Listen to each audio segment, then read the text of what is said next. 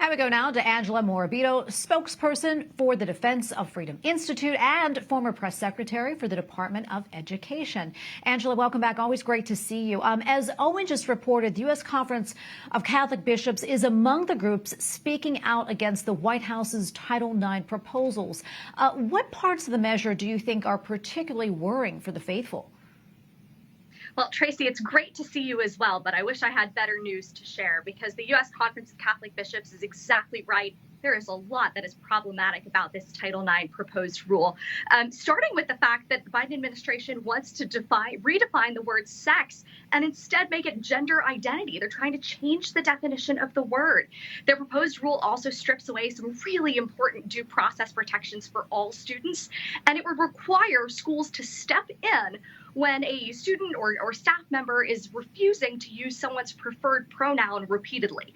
It turns gender ideology into law if this thing ends up going forward. And Angela, I understand during the public comments period ending today that there have been more than 175,000 public comments so far. Clearly, it seems this is something that's a concern to a lot of people. Let's talk more about that. And also, what impact, if any, do you think these comments will have? Well, the American people are fired up about this. In fact, I just checked before we went live, and it's now at over 184,000 comments. So people are really interested in this. And it's fascinating to me, in part because I served in the Trump administration. And when we announced the 2020 Title IX rule, which is currently in force, we broke the record. We got 124,000 comments, and the mainstream press called us radicals. They called it extreme.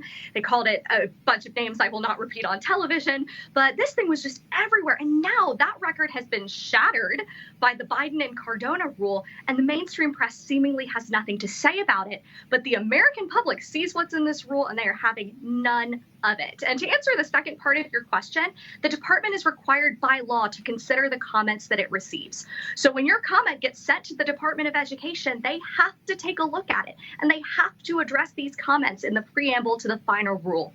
So knowing that parents and families are so invested in getting rid of this rule's misguided provisions actually gives me a lot of hope that we could get some substantial concessions from the administration, hoping that they will back off many of the provisions of what they've proposed.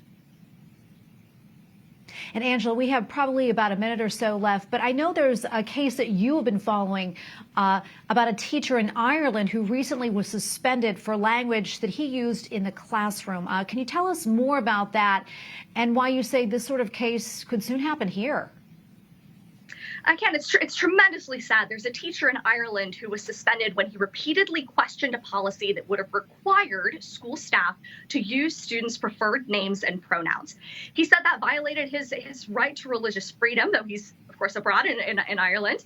But the school ultimately suspended him. He was enjoined by a court not to go on school property. He did anyway in protest, and he is now behind bars as a result. In fact, just a couple hours ago, he lost an effort in court today to try and get himself out of prison. So he is still there. And this may seem like a far-off idea, but it really shows you the harm that can be done when the federal government gets involved in gender identity politics.